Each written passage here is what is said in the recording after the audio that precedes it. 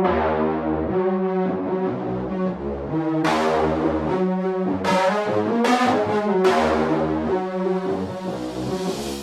name is Jimmy Purdy, shop owner, master tech, transmission builder, and the host of the Gearbox Podcast. Here I talk with new and seasoned shop owners, as well as industry professionals about day-to-day operations within their own shops and all the failures and successes that come along the way. From what grinds your gears to having to shift gears in the automotive industry, this is the Gearbox Podcast. You feeling good? Yes. Okay. No, comfy. Got yourself all nuzzled in there. Feeling good? I'm not nuzzled in anywhere. I'm sitting in a comfortable chair. Oh, yeah? Yeah. I feel ready. Got your little drink? Do you like it? I haven't tasted it yet. Okay. I was waiting. Did you already drink yours? Did you already taste it? Yeah. Oh. It's good. But today? Today, yes. Today? I did today. Okay, here we go. Oh, I guess that's smoother than most. It tastes like weird syrupy 7-Up whiskey. Tastes like there's diluted soda syrup already in there. Well, this is what we do in the Gearbox. So all me and my friends. So me and my friends come in. My friends and I come in to drink. And we just have pre-made. Oh, that's why it's pre-made old fashioned. It's not just straight whiskey. It's good, huh? Oh, where's my ice? There's no ice. I don't know. Where's my ice ball? Where's my ice block? Wow. All right. So that's how you roll. Okay. So today we have Leigh-Ann here. She's the wife. What's my actual title? So that people know. Service advisor, service manager, bookkeeper. Yeah. So is this going to be a normal interview? Tell the people, since we are related. That's weird. We are. Are we not related now? Legally, we're related. Yes. Just don't. It's weird when you say it like that. Yeah, I know, but it's funny. Catches people's attention, you know. So you get to say, dealing with it, is that a bad way of putting it? That you deal with all the clients? That's kind of hard. I mean, you get the opportunity to talk to everyone. There's the politically correct version. There's the version I tell customers, and then there's how I talk when I think they're not listening. Okay. So yeah, I would say I deal with people. I deal with people all day long. She deals with people all day long. Employees, customers, you. Yep. You're an employee. I have to manage you, just not to the level I do others. Yeah, that's true. You take special management. Yeah, I'm special. That's for sure. I'm special. And in turn, you have to manage me because I'm still. So when I go in and I manage in the office, I don't know what happens when I'm not there. So when I go in, I get a different view of the clients coming in. I get a different story. I get a different tone. I get a different attitude. Do you think that's because I'm a man and you're a woman? I think it's two-part. Yes, it's because you're a man and you're seen as the authority, the mechanic. You are the face of the company anyways. People know that. But I also think that people automatically want to check to see if I'm lying or if they're being taken advantage of. Because if you tell them the same story that I tell them, then they know. And then there's people just trying to get away with BS. Also, they're trying to get something out of you that I'm not giving them. What is a BS?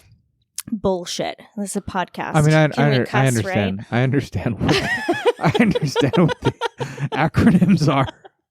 What's a particular Oh, well, that's another story. Thing. I have to take customers so literal. That's why my answer was the way it is, because so many people I think are joking, and I have learned that they're not joking, and I am trying to remain professional and direct and nice. Isn't that funny? Because that's funny. How I answered you. Yeah. I mean, that's how you always answer me, but... Well, because it's learned over the years. I've had to just learn to be that way. Yeah. I don't think I started out that way. Yeah, you did. But BS as in discounts. I mean, that's a huge one. Yeah. Well, she said it was going to be this, type thing. That's what you get most of the time, is it not? Yeah. From my side, what do you mean if I got to go in and I got to address a situation? I feel like most of the time it's just more, they want technicality, and I provide more than they thought what was going to be coming. And so then I don't know, baffle them with bullshit, I guess, in a way. That's true. I do specifically ask you to do that on purpose for some people that clearly don't believe whatever I'm saying. Right. And I think a lot of it is because I'm a woman. I don't think there's like a problem with like upset people. It's just dealing. It's just having to deal a little extra harder in a sale versus if I had to sell it. And I think anybody else listening right now that might be service counter or owner as a woman. I mean, if you didn't know the other way, you just see someone else walk in, a man, and be able to sell a job so much easier, right? Than what you can sell. I mean, both the jobs get sold, but the amount of time and energy put into that is definitely different. I think that's true, but I think I also automatically put a lot of information behind our recommendations for a couple of reasons, and it's not really just to like hard sell, like to sell the job. I just feel like that's what we do here, and part of my job is to give as much information as possible so the consumer feels educated and comfortable with their decision. And also, if something goes wrong later on, I think I get less pushback because of the amount of information I give at the onset. Yeah, but I think part of that is having that operation in place because of you managing it, right? I mean, if it was anybody else, not anybody else, but if it was maybe a one-man show or maybe like 2 or 3 dudes, running a shop, maybe they don't have to worry about setting forth so much information and so much communication, maybe. I would say that's true, but I think they don't worry about it because, they don't have to. They don't have maybe the initial pushback, and they just don't think it's that important because they already feel they have the sense of authority. I know I have to earn that from people. So I think it's just like systemically different from the beginning. And it's because I'm a woman, and I know that. Yeah, so that makes it... So what part of it is the hardest part? So if they come in and... See, I mean, a lot of the clients that come in are women themselves that, they're obviously running the household. That the times have changed, Right, they're the ones making the final decisions anyways. I mean, when it comes to marketing, that's one of our pushes is the market towards that demographic genre, right? What you were afraid of what category to say? What do I call them? It's okay to call us women. It's still okay to call us women in today's society. You're making me look real bad right now. That's not what I'm getting at. The hardest part, I think, it used to be a lot harder when I first started, when we were at our first location, but we've, kind of weeded through a subset of people. It used to be really emotionally, physically exhausting having to prove myself to men. Yeah, I had to fire a lot of clients. Yeah, I mean, but nowadays, within the past couple of years, I'm not doing that near to the extent I used to be, and I'm also more confident and knowledgeable now to where if those people do come in, guess what? They're recommended elsewhere. I'm not dealing with it. Yeah. They're not the clients that I want, and they're the ones that typically don't have money either. Yeah, they just want free the free information. Truth. Yeah, exactly. They want to be a buddy, and they want that information. But that makes it easier for you than for me, because then I gotta like give them information and they expect me to know. But you don't, though. That's your problem. You feel like you have to do all these things, and you don't. You just have to know how to politely show them the door. You know what I mean? To an extent, yeah. I don't know. That's why I'm there. As like I guess the, I've gotten as like the accustomed face, to as it. like the face. If I like do that, I don't think it goes over. That's how you get that 1-star review that we desperately try so hard to not That's worry true. about, but also not. Well, there's a difference too, though. Is it because you're a man, or is it because you're the face of the company? Different rules apply to you. Yeah. But why? Because you're a man, or because you're the face of the company? What's the bigger pull? You know what I mean? Maybe my master tech status. Mm? I don't know. Maybe because I'm on the radio. Yeah, you definitely have a persona to keep up with. I don't know. But I guess this is about the challenges of a woman in a male dominated field. There's lots of challenges, and I think maybe I've become so accustomed to them, I don't think about it too much anymore. I feel like customers are not really the hardest part of my day. It's wanting to manage my employees to the best of my ability. I really don't know how they feel about me managing them half the time. I feel like I'm trying to toe the line between being nice, being direct, not nagging them, quote unquote, because I see their facial expressions and then I watch what they do after. And I really just don't know how I'm interpreted a lot of the time. Like, that's hard for me. And it's hard because our employees are here day in and day out. We're together all the time. Like, that's what's important to me. Customers I'll deal with. Whatever. Yeah, I mean the nagging. What is it? I mean, what makes you feel like it's nagging? I feel like I can hear the tone of my voice, and it could come off as nagging because I'm having to remind them of things that I feel like they should already know or that I think are common sense. But once again, it's like, I think. I really don't know what I mean, you got to come up with some like they specific know or examples. what they feel. All right. People want to hear examples. They want to hear stories. They want to hear about the people that come in that you have to escort out. You have to fire. Yeah. Okay. Like we got to talk about some real world scenarios here, because the he said she said is like what everybody has to deal with. But what's the specific example that makes it different for you as a woman compared to me dealing with that situation?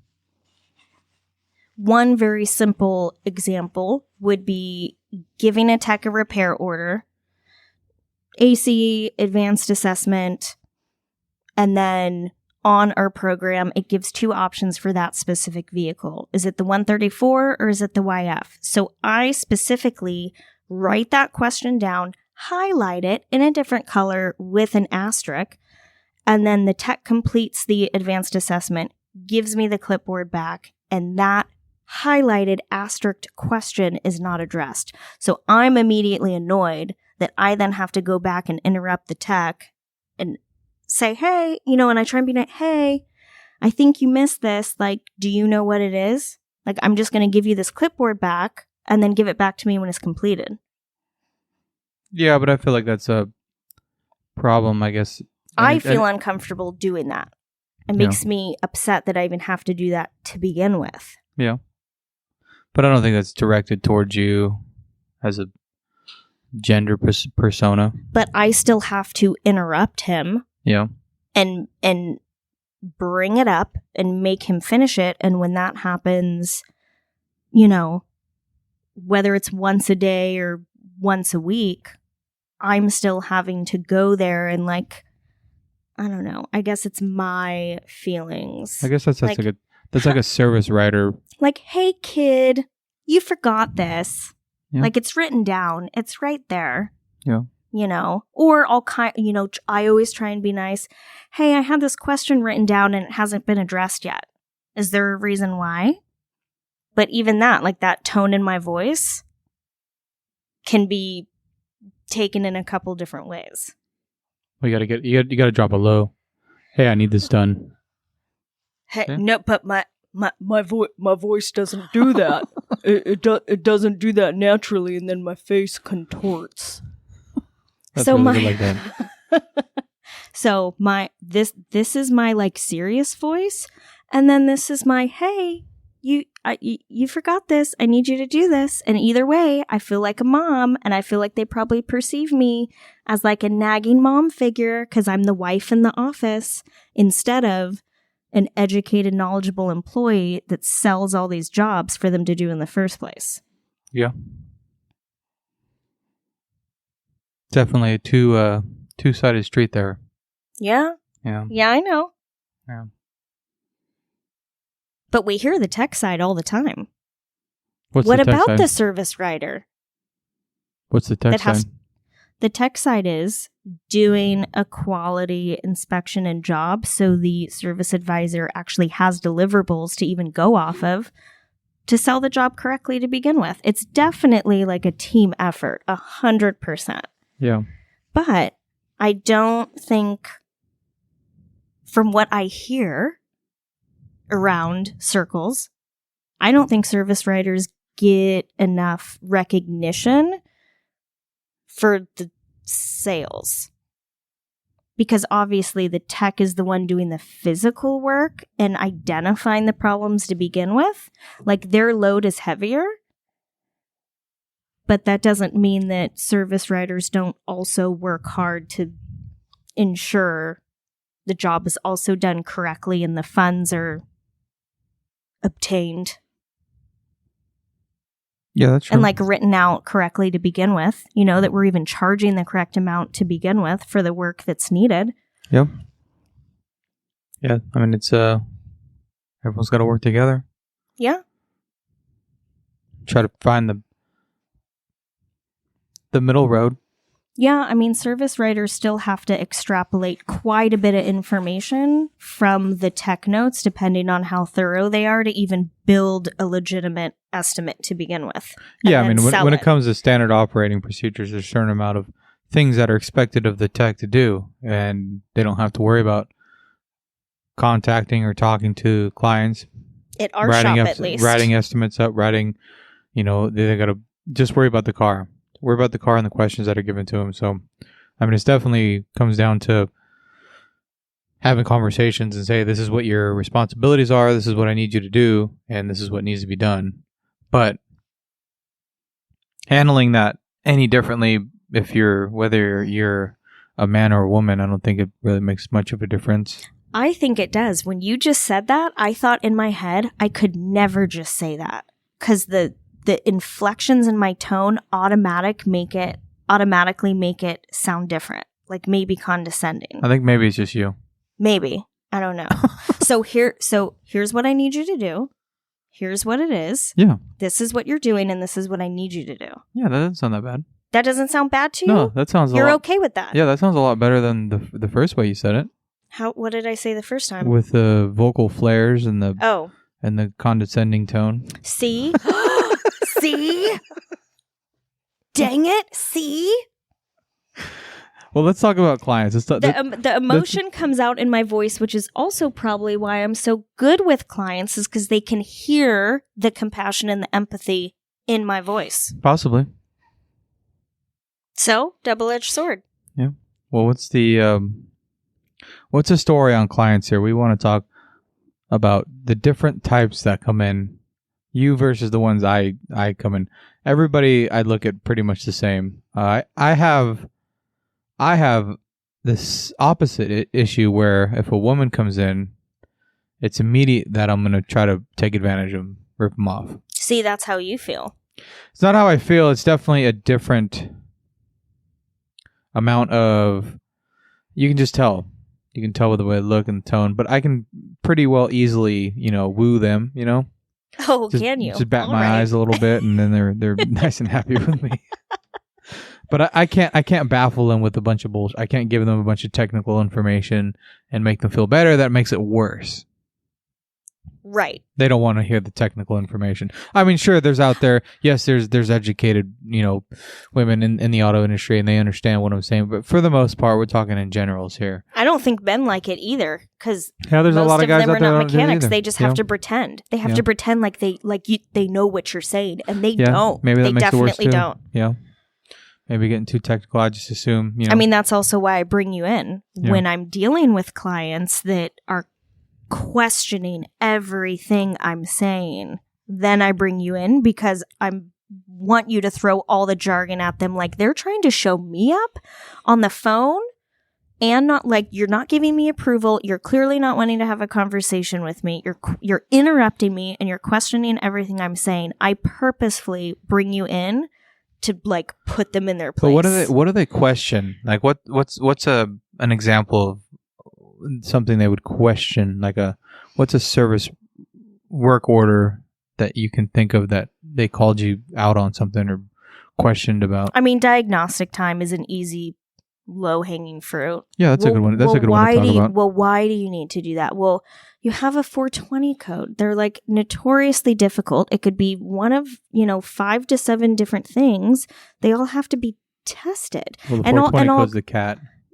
And I'll go through the list, but the 420 can be more than just the cat. It's just the cat's the symptom. And that's the whole point of the conversation I try and have with people. And most of the time, people willingly accept and understand, but then it's always a guy, like thinking I'm just not telling the truth. Well, it's the cat. It says cat. It has to be the cat. Why are you even testing anything else? Yeah. It doesn't matter what I say or how I say it. Yeah, I mean, that situation is definitely a tough example to bring up to debate about, because most of the time is the cat. But I mean, to legally, replace it, there has to be certain testing procedures put in place before you can condemn the cat, being that we're in California. But a misfire diagnosis. Or like a trans solenoid code. Right. Something like that. So on a misfire diagnosis, if it comes in, what is a lot of pushback that you get where I can probably take care of it maybe a little easier? What is a good example of that? Oh. So if it comes in and we do our inspection, okay, yes, we have a misfire code. We don't have a current misfire. We're going to have to do some advanced assessment. How does that look on your end as you're trying to sell that advanced assessment? I think half the time they're worried about funds and asking if that diagnostic time and that money goes towards the repair and not really understanding why. You know what? I don't get a lot of pushback on. So not so much like the financial side of it, just like as you running the show up front and being a woman and trying to explain this stuff. I think I just explain it multiple times if they question me. I kind of just repeat myself. So my point is like someone else listening that might be in the situation you're in and they feel like, man, I don't understand why I keep getting so many problems because no one trusts me, because I'm not a man. Like what's a good tidbits? What's some good information on a sell like that you use to try to help that situation? To try to like convince them without convincing them that because obviously you can't convince them with the knowledge that you have as far as like a misfire diagnostic. I could go in there and say, well, this is what we're going to do. We're going to check our fuel pressure. We're going to check our fuel trims. We're going to go through. We're going to do a loaded test. We're going to check our primary and secondary ignition waveforms on our coil packs. That all looks good. We got to check, depending on what the fuel trims look like. Throw a whole bunch of jargon we'll check fuel pressure, right? And then we're going to check our O2 sensors, and if the fuel trims are out, make sure O2 sensors are responding, and then we'll go through and make sure that our cam and crank correlation looks good. So we'll run that on a scope and check that as a comparison. So it's like that's the direction I go, and in the automotive industry, that's what a lot of people hear. And I was like, I want to talk like that. I want to know those things so then I could sell the job with all that technical information. But you can't do that. So what's your selling? How do you take that and run with it on a misfire diagnosis? Say it comes in, we got a PO300, no active misfires. It's obviously here for a reason. We can't just like, oh, well, there's no misfire. So here you go, Mr. and Mrs. Jones. Like, enjoy your car. It's not doing anything now, so you got to go. Like, no, we have to do some advanced assessment. We have to like run it through the ringer. Right. I'm going to explain exactly what we're going to do step by step. So I obviously don't, because I don't have all that knowledge at the top of my head either. I just make them feel comfortable. I keep my tone kind of low and calming. And if they want to vent about whatever, I just kind of let them talk until they stop talking also. And once I explain what we're going to do, which is somewhat vague, we're going to hook up the lap scope, we're going to drive it, we're going to do this, we're going to do that, we're going to look at all the, is it in spec or not? That leads us to a different pathway. It's kind of being vague. But now they ask, calm. So what do you think it's going to be though? Like, so what do you think it is though? I'm not going to set your expectations anywhere. We need to see what happens first. Like, so do you have any idea what's the worst case scenario? The worst case scenario is I'm going to give you a new engine if you keep asking me questions. We need to take it one step at a time because we're not going to waste anybody's time or money. I mean, I really just kind of keep it short and brief, and then I wait. Oh. They need to respond first. I don't need to keep talking at that point.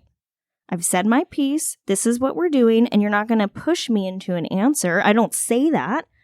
I say it by not saying anything else. Yeah. I think that's the biggest key is being comfortable with silence when you're explaining or selling a job. Say what you need to say, then you need to wait as long as it takes for their reaction.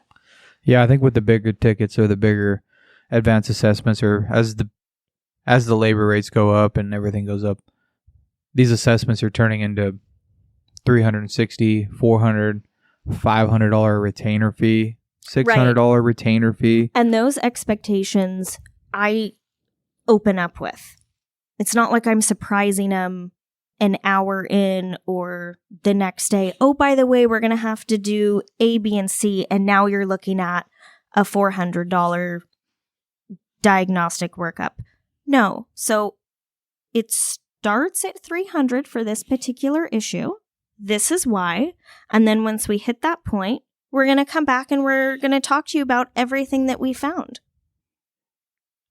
And that's what it comes down to, notes and having everything documented so you can relay the information. Right. The deliverables. Yeah. That's why it's important for the techs to make sure that they're keeping the notes as thorough as possible. Right. And that's a tough thing because you got jargon. That has to be translated. Right. And I can do that, but I need the jargon first. Like I need the story first. What did you do? Why did you do it? What test did you perform? What were the outcomes? Now what's the recommendation? I can piece it together and create a streamlined story for the customer to understand, but I gotta have that information first. And then I can extrapolate as needed. So how do you translate the jargon? Because that might be an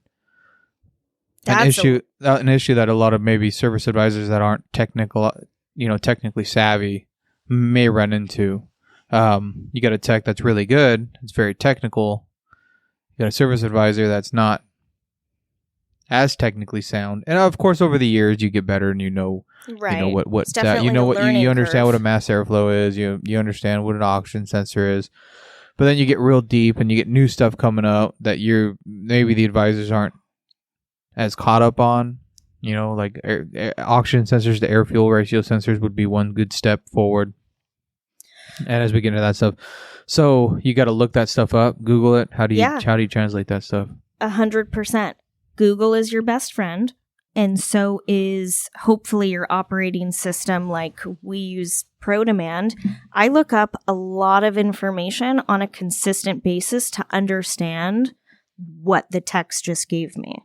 And if I still have a couple questions, then I'll go ask them. But through time and energy, I can kind of scan the notes and figure out what the bottom line is.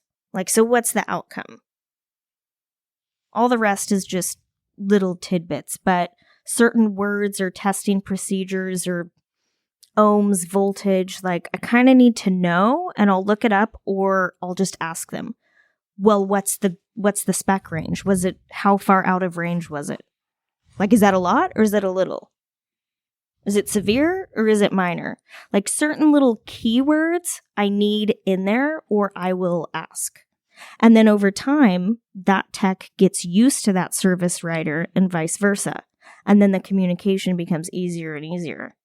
Yeah. But there's definitely keywords and phrases that each service writer and tech will consistently use, and you just figure it out. Yeah. Yeah, it's tough at the beginning. It is tough. It's very tough at the beginning because you don't want anyone to feel like you're questioning their sense of authority or their knowledge. You're just trying to get like these key phrases or pieces of information that you need to know if something's priority or not. Yeah, that's probably part of the whole problem with management as a whole. Well, and also looking up parts for jobs. Like there's certain things that I've learned over time, but once again, I'm going to reference ProDemand a lot, and I'm going to look at the remove and replace procedure line by line and find those keywords that I need to know if I need these seals and these gaskets with this hardware for that job, blah, blah, blah, blah. Yeah. So it's a lot of research, quickly researching, and then you just get better over time. Like I look at the same stuff the techs do. Yeah, that's the only way you can familiarize yourself with the components of what they're recommending. And I don't know what I'm looking at. I just know that these things are going to be needed. I don't know like how or why necessarily, or the amount of time it takes for this one extra thing. I have to research it. And if I have to ask, then I ask. But like knowing the question to ask is really important. Like the other day, what did I ask with the rear main seal on, what truck was it? The Ford. Was it the Ford? The power truck, yeah. Yeah, I said, where's the oil pan? Is it right next to the rear main seal or is it not? Because I know in my head, if it's right next to each other. Oh, that was on the Chevy. Yeah, the Chevy. Oh, on the Chevy. Okay, then that's only an extra hour of labor, and I can combine labor times and create an accurate, fair quote. But if it's not, then those are whole separate line items and not combo jobs. Yeah. Yeah, I mean, trying to combine something is the hardest part on a repair order. You get a lot of other shops that might just, oh, well, if we're doing the rear mains, or if we're doing the oil pan, we'll just, there's no extra charge for the rear main seal. Well, I mean, every one of them is a little different. Right. So you really just got to, see what the actual procedure is and have the tech say, hey, what components are we taking off? What else is getting replaced on this one? And a lot of time it'll break it down like, rear main seal plate removals required to get the oil pan down or something like that. But some of them don't. Some of them don't give you that information, and they don't give you a good enough that's why it's diagram to go off of. It's supposed to be an estimate. You're supposed to estimate it, and then at the end of the job, here's your final price. But of course you can't do that. Yeah, I was just going to say, you can't do that. That's like everything we fight against. Yeah. We fight and we work really hard to make the initial estimate as accurate as possible. So there's less surprises along the way. And if I have to surprise you, it's going to be a good one. Yeah, even though it's called an estimate. People don't care about that. I mean, some of them are very understanding, but that's also because I'm communicating with them every step of the way and not at the very end when they give me their credit card. Oh, by the way, like we don't do that here. Yeah, you can't do that. That's not what anybody. I mean, other people do. I don't know. But we don't. I mean, I don't know. I mean, obviously, as a service writer, whether people are telling the truth or not, like I hear a lot of not fun stories that people tell me about other places they've taken it to, whether it's dealerships or independent shops. What's a fun story? All right, let's talk about Kia. This was a recent one. So, lady with a Kia, transcodes, trans issues, can't get past fourth gear, took it to the dealer. They did some assessments, gave her a quote for replacing the harness, but like with no explanation. And I guess, according to her, no explanation. They were kind of rude. So she left. She wasn't comfortable. She left and she was ready to junk the car.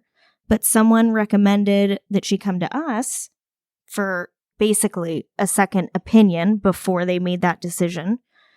We came to the same conclusion, but the difference is in how we communicated that. And guess what? She approved the job, and luckily it ended up fixing it, and she's happy as a clam. And she already sent me 2 other people. Within a week, I have 2 other clients from her. What's a happy clam? Happy clam. She's happy as a clam. They always look like they're smiling. Are clams happy? I don't know. They don't have faces or brains. What am I supposed to do with that? It's a phrase. Ooh, you know what? That's a trick I use. I use old-fashioned phrases like right as rain, smooth as butter, happy as a clam, oh neato, oh nifty. People love it. I don't care how old you are.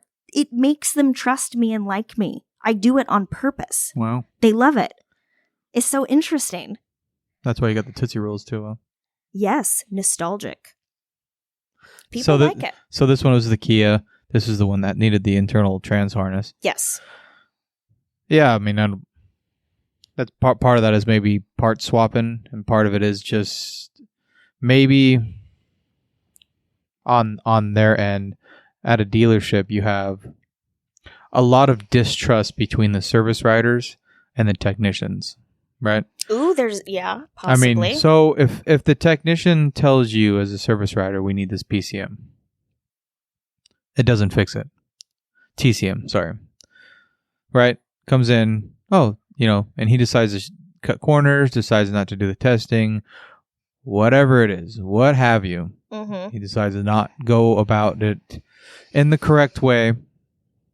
Probably just a TCM. I saw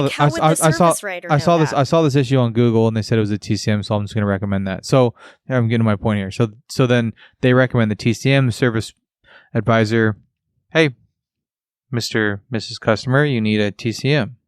Are you sure? Oh yeah, my tech said that's what it is. Okay, let's do it.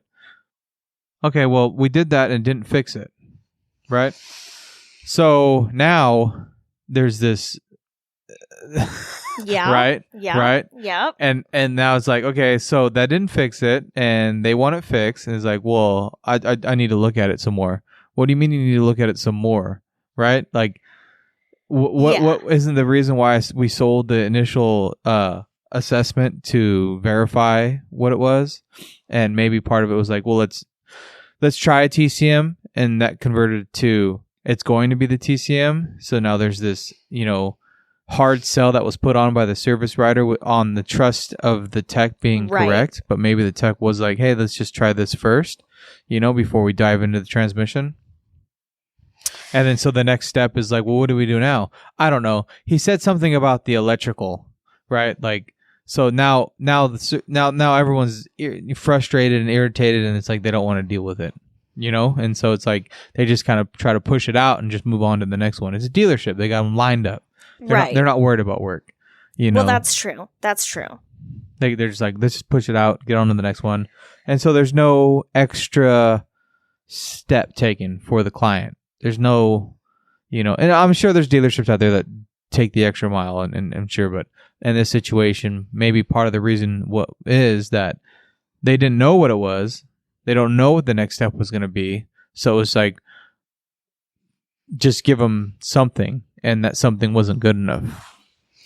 Well, that makes me think there's a company culture issue and obviously a communication issue that the tech and the service writer can't even talk about what's really going on to begin with, or the pressure on both of them to come up with an answer and to then sell the job. Because obviously at large dealerships or businesses, like that pressure's there and it is very real. You have a quota.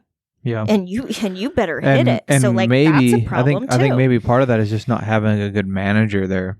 Because you know, if you got a tech and you got a service writer just trying to make their quota, and there's no one to step over. If that situation were to occur here, I'm involved. I'm like, let's talk about this. What are we doing next? What's the next step here? What have we looked at? What have we done? Can you do that on every job, every step of the way? No, you can't.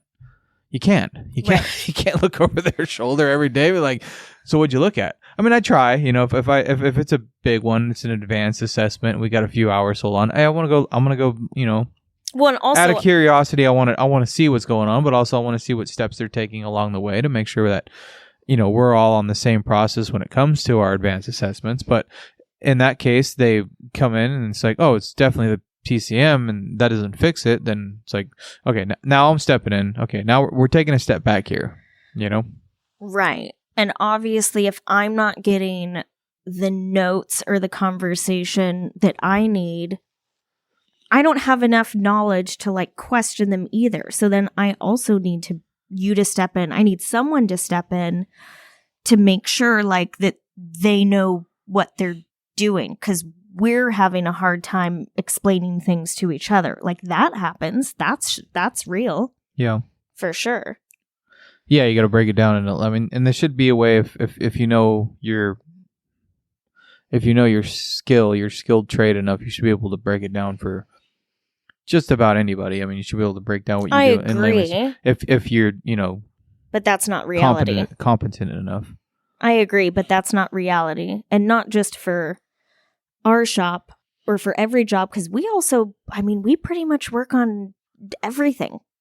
So we have a very wide ranging of things that our technicians need to know, but for us and others, like the technician pool also isn't there. You might just be dealing with technicians or service writers that, like, you know, maybe need to move on, but you can't let them because you need bodies to produce still. Yeah. Like, that's what I think about also. So with this Kia, you had come in as a female in the office. She comes in, she's already been burnt. Right. She's so already frustrated. And yeah. So in this situation, I think you were the better one to handle it, you know, regardless of your own personal skills, just having her walk in and see you. Yeah. You know, that might have been what she needed. I will agree with that statement. I think as far as customer service is concerned, I think a pleasantly smiling woman is going to hit a home run more often than not. Yeah, I mean, so in this situation, it made it probably easier, you know, and obviously to work it through the situation. And it was the same kind of conclusion, but spelt in a different way. Right. You know, we did our tests. It's like, yeah, we have an internal harness fault. We have an open circuit. Like we got to dig into the trans. We got to pull the cover off and pull the internal harness out. I mean, how did she feel leaving the dealership, that information, and then just getting that information relayed to her again? You know, how did you change that conversation? Well, that was the difference. She got no explanation at the dealer, and that's why she left. They didn't explain anything to her. They just said, this is what you need. It might not fix it.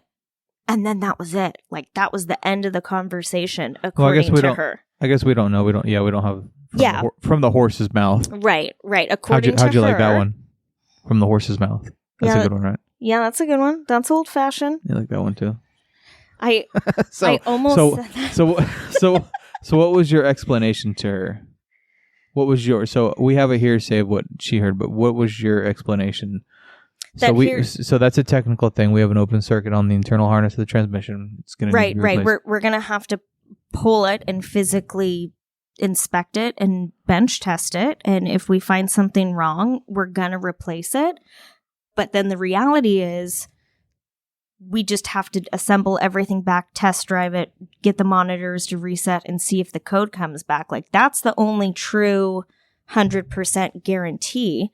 I could say I think all I want, and it is supposed to be, but So I can't guarantee things to people like that. So we pretty well know.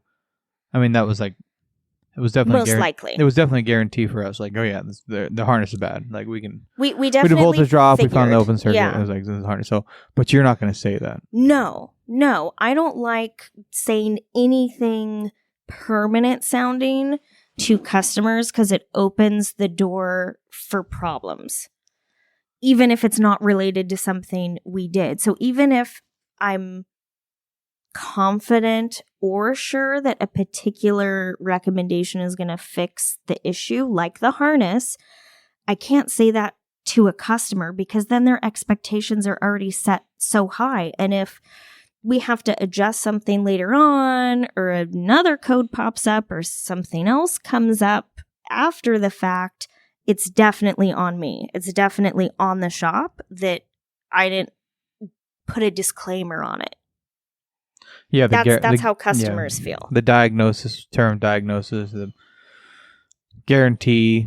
Right. And so it's tough words to use. Every recommendation is always replace mass airflow sensor and reassess. Brake noise. Well, obviously your rotors are warped, your pads are at like 5%, your tires are cupped. So here's the recommendation that I know is going to fix the issue, but I am still going to say reassess afterwards. I think that's why a lot of shops love front end work, suspension work, because it's tangible. Yeah. You can hold a broken part in your hand and say, look what I found. Or excessive play. It's easy. It's easy to show customers and to tell customers. You take a picture of a worn brake pad down to the rivets. Oh, that's your noise. Look at your rotors are all gouged, and nice big tangible pictures, nice big replace and everything. But you have the situations when you do that, and then the caliper's been over, so then the calipers start hanging up and you got brake problems and you got to replace the caliper. So that's not a guaranteed. And then even ball joints, you replace control arm bushings, ball joints, and it needs to be aligned, and it can't be aligned. You need, it looks like someone hit a curb, and now we need, adjustable camber bolt. It's like, and you just got to go through this rabbit hole. It's just never a guaranteed anything.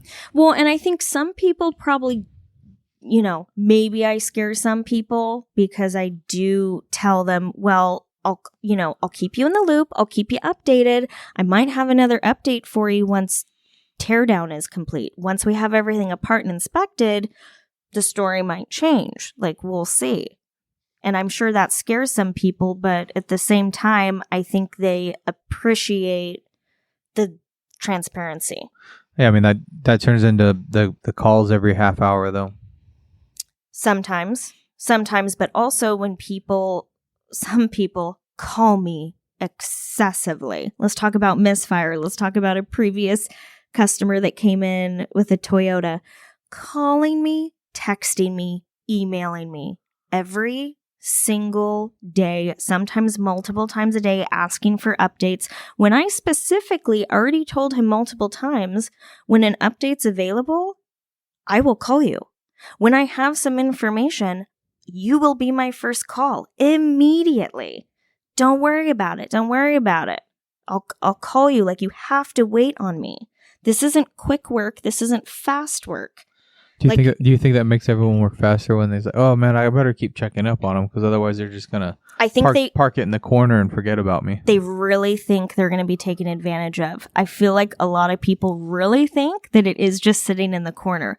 Like, maybe if I bug them enough, they'll just get it done. Not because they're sick of me and my crap and me calling in every day, but it's like they think they're pushing themselves to the forefront of the line, but for why? I don't even know. I don't know. It's like the squeaky wheel gets the grease, but we're keeping all the wheels greased here, so it doesn't really matter. I mean, that's true. Like, every wheel that comes in is squeaky, so they all need grease. So there is no like front of the line pass. I don't know why people do that, though. I really don't. Because some of them, they're not doing it with that mindset. Like, they're not doing it maliciously, and they're not doing it because they know they're going to get more attention. It's like they do it out of fear. But I don't know why. I think it's anxiety. Maybe they're excited. They don't know the difference between anxiety and excitement. True. They confuse those emotions. They're just so excited about get their vehicle back, and that turns into anxiety in their mind, and they're just calling over and over and over. Yeah, like they're trying to plan the rest of their life, and it's all based upon when they're going to get their car back and what you tell them. But like, relax, bro. Yeah. It's not. You're fine. You have a second and third vehicle. I don't even know why you're like up my ass right now. They've lost their freedom. They didn't realize how quickly their freedom can be taken away. It's crazy. The vehicle is a transportation of freedom. If it's their only vehicle, I get it, and I'm comforting, and I reassure them and basically tell them, like, you need to make whatever arrangements you need to. I can't guarantee anything. Here's what we hope, but I'm not guaranteeing it, and I'll tell them that like that. I can't make that happen. Like, this is why we do it step by step. You need to make whatever arrangements that work for you to not interrupt your life. Like, we're going to do the work and we're going to do it right. You're not going to like push us into, making a rash decision. It's going to take as long as it takes. I don't know what to tell you. Yeah. I don't say that though. I don't say it like that. I would say it like that. I don't. Oh, I wonder what would happen if I did. I'm going to do whatever it takes to give you a job I can be proud of. Yeah. See, now, yeah, you can say that. I can say a version of that. Yeah. Like, we stand behind our work here. We're going to make sure it's done right for you. Yeah, I don't change the way I operate over anybody. Yeah. This is our standard operating procedure. This is how we conduct People ourselves. like that. People like it. You're not going to change the way I do it. Here's the catch, though. What we do makes sense and can be explained and is usually right. Could you imagine if that's how we talked when we were consistently wrong? Or we, oh, this didn't fix it, and we still acted like that? Yeah. You couldn't. I mean... We couldn't. Then you'd get pushback. We're not consistently wrong, but also, you make mistakes and things happen. I mean, and one thing too, maybe for other places that have like, if it's the one client, they think they're the only one they got it wrong on. They don't, like, you in your mind know that there's 15 different vehicles and you've gotten 10 out of 15 of those wrong as far as like assessments or diagnosis or whatever. But to each client, it's like, it's just that one. They got the rest of the cars, they got them right. They just got mine wrong. So you can have arrogance, in there, and it's like no one would know that you've got them all wrong, So, I mean, yeah. I've known shop owners that are like that. I know guys that are out there, and there's confidence and there's arrogance, and they're definitely arrogant about what they're doing, and they're just swapping parts till they get it right on all 15 cars in that shop, and statistics are statistics, and you're not going to get every one of them right, and most of the time it's going to be maybe half of those you got right on your part swapping, and the other half you didn't. But to each client, you just talk to them, hell yeah, that's true. I got this one wrong, and they're like, oh, well, I saw how busy they are, so I must have been the only one. My car is just the one that's a pain, and they just ride on that. Yeah, that's true. I mean, I guess it just depends on what kind of clients and vehicles you attract. I mean, it all matters. It all matters. If like, we present ourselves, because we are, as very clean, very professional, super on top of it, which also means the people that come to us have very high expectations, and they can be demanding. I mean, there's demanding and then there's expectations. But we meet them, so it's not demanding. It's just a level of expectations, and then you have demanding, and the demanding ones need to go somewhere else. I mean, well, yeah. Like I feel like a demand would be wanting something beyond our. When someone comes in demanding an estimate and work to be done quickly with customer supplied parts, right? And not wanting to hear me talk about our inspection process. That's demanding. Yeah, they're going somewhere else. But expectations I can appreciate and I can respect.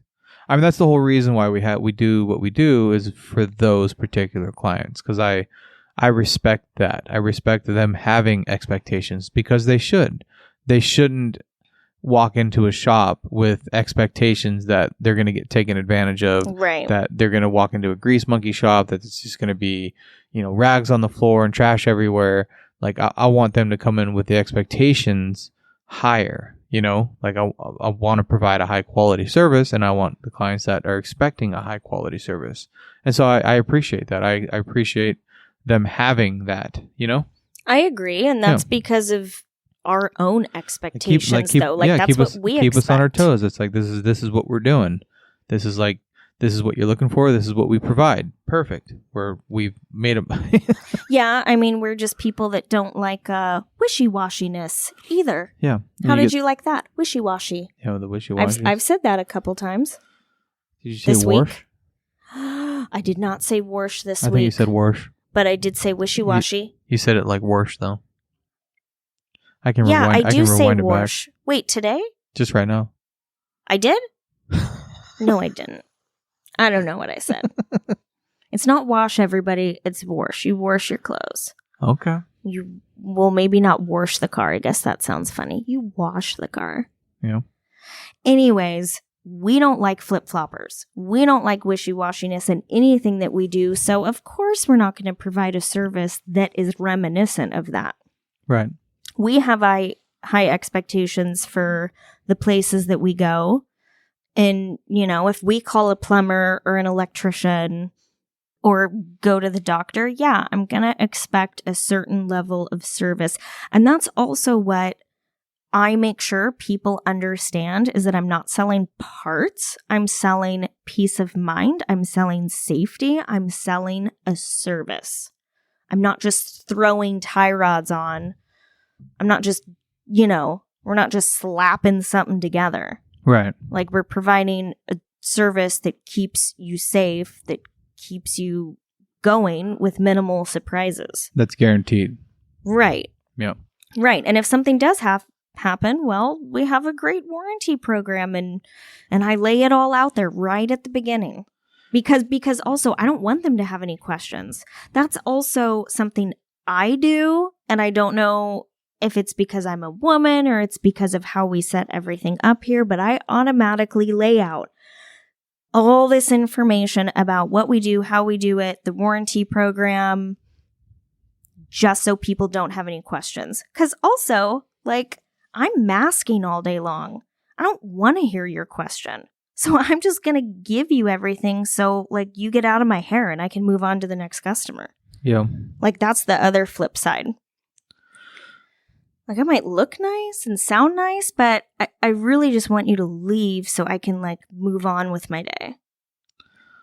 Yeah, I guess when you put it that way. And move on to the next customer or the next job. It's what we all want. I mean, that's what we, But also, if there wasn't people flooding through the office all day, you'd probably go crazy too. So it's a double-edged sword.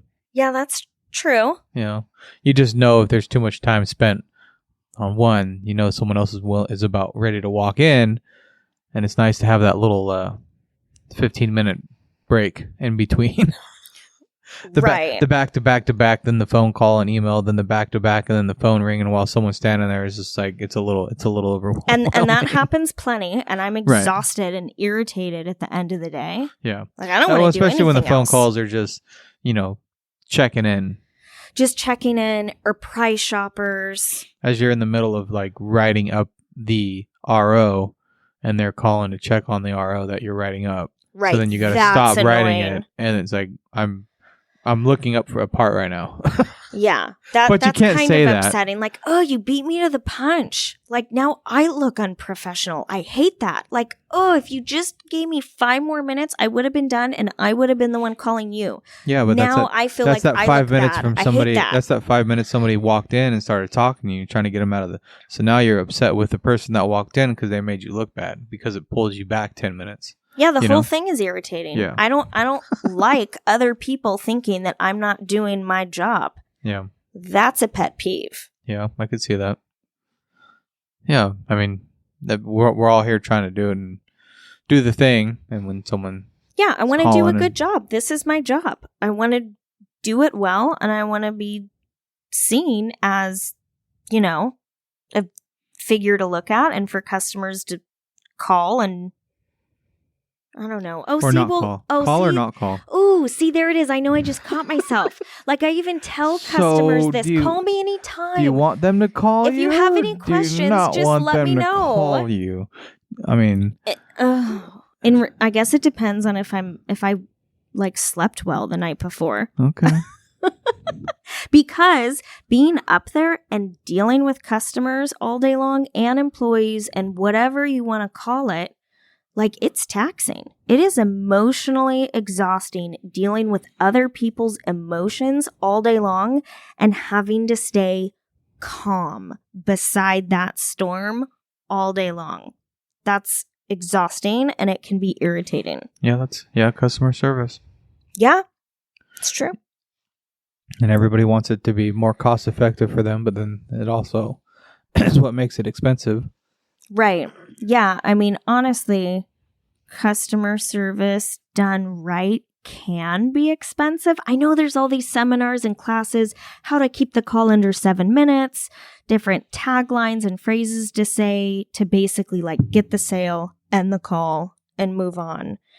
And that works for maybe, I don't know, 70, 80%, but it just doesn't work for everybody.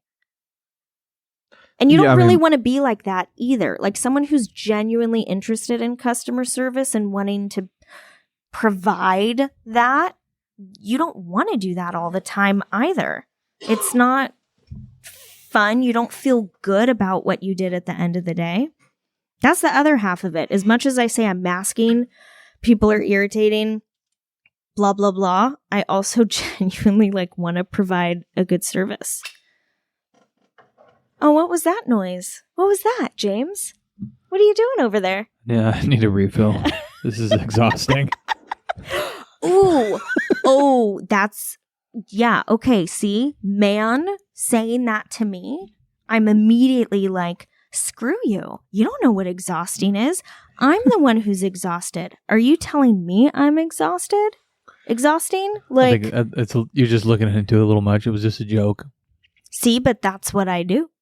That's what I do as a customer service rep and as a woman. I don't know. That's like my go-to. You just got to not take it personally. That's the problem. I feel like I can not take it personally and still be irritated. Yeah, I mean, I don't think it's like directed at me, but it's still towards me and like, now you're irritating. I think it's just because it's me. I don't think it's for everybody. Oh, I just bit the mic. And I'm like really good at it. Yeah. Yeah. Well, we also, live together, work together 24/7. I think we do pretty well considering. Yeah, you drink that. You drink that whiskey. That helps a lot. I think we can thank the whiskey for it. I don't know. Man, woman, it's different. Yeah. It's different what you say and how you say it. Even on email format or text format. Like if a woman says something, I might take it a different way than if a man said it. I'm trying to think, because the only examples I'm thinking of are actually on social media and not necessarily like customers. Are the ones you made up in your mind? No. Okay. No. Like you ask a question on social media with your peers asking for advice, and then someone comments, "Oh, well, that sounds exhausting." And I immediately take that as like, well, that's the effing problem. You think that's exhausting. Yeah, I'm exhausted dealing with that. But in reality, I bet you I think they're just like relating to you. Exactly. It's just like a relating thing. Like, yeah, man, exactly. That's exhausting. Like, yeah, dude, I know. And then we usually cuddle. See? See? It's a man thing. You interpreted immediately different than I did. Yeah, that's true. I mean, I guess I just don't get offended easily. But I'm going to change the verbiage again. I'm not offended. I'm irritated. I'm not like taking it. Is that like a trigger word? Personal. Yeah, it could be a trigger word in the right setting. I see. But also text, email, same thing everyone says all the time. You can't tell tone. It's very difficult to like interpret someone's intentions. That's why I got to do. That's why you got to do the voice messages. But they got to be under a minute. When you do voice messages, do you pretend like you're texting and you talk like a robot out of habit still, or do you just talk? It's a hard habit to break. Yes, that does happen. Because I'm a talk texter. I don't do. I wait for the phone. Messages. I wait for the phone to reply too. What do you mean? What? Like you're conversating into it. And then you like forget what you're doing. Then I forget I'm like not on the phone. That I'm recording myself recording a message. And then you record your like laugh and reaction. Oops, sorry. I forgot. I forgot where I am right now. I forgot what I was doing. Isn't that funny? Ha. And then you like say something else and then you stop. And then you send it anyways. And then you send it anyways. Yeah, that's true. Why not? It is what it is. That's as good as it gets right now. So final notes, what's your piece of advice for all service writers and all owner operators that are running the front office? Not just the women. Because if we've learned anything here today in this episode, is that we're all the same. Oh, okay. Yeah. Yeah, we're all the same. Takeaway message for everyone. Write everything down. All customer conversations, all tech notes back and forth, whatever it is, it needs to be written down and documented. Yeah, how many times have you had I didn't think it was going to be that much. But Plenty. Yeah, you had text conversations of exactly, I didn't see that text. Plenty. Yep. Plenty. I never got that email. Well, you replied to it. Yeah, exactly. So could you imagine if it was a phone call? Exactly. Everything in writing. Even when people call me, I'll say, actually, I'm almost done with that. Let me just make some final adjustments and I'm going to email it to you. Can you please respond to that email? I really don't do a lot of actual business transactions verbally over the phone. It is all written down. And of course, this is for the ones without the software. Yeah. This is for us and maybe other shops out there that aren't running a software program that will send them a estimate. Well, yeah, but even shopware, you have to put together the estimate and send it. Everything is still written down. It's just might be a little bit easier. Yeah, but they got to click the button and say confirm or whatever. If you're running like RO Writer or Mitchell or any of the other shop management systems, and you just write up an estimate and they're not physically there to sign it, you don't have technically their permission to do it. So the next best step is an email or text. It doesn't really hold up if it went anywhere, but at least that way you have I think have the attainables to like, hey, look, see, and you right here. You said okay, like. Yeah, I mean the argument becomes null and void. Or not so much just even has to be all not in even so much writing. the price, but like what the deal is. Like, what are we doing? Like, well, remember the email I sent you that we were gonna my last email. Yes. People love that. Per my last email, but you don't say it like that. Keep everything in writing. Number one piece of advice, no matter what, it's okay. People are not going to resist you like you think they will. Number two, no matter what happens, with who, stay calm. Do not bring yourself to anyone else's level. No matter what happens, you just stay relaxed. And it all works out in the end. Maybe you should take some of that advice. I always tell you, just relax. Yeah, with you, I act completely different with you than I do everybody else. You just need to relax. And even with you at work, I am very relaxed.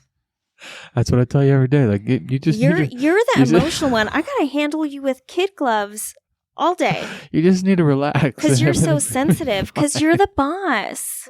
And you think you get all these special privileges. You don't. Everybody, owners, managers, you don't get special privileges. Rules apply to everybody. Well, that's going to do it for us today. Well, thanks for having me. It's been a pleasure as always. And Have a good night, sir. And this has been The Gearbox.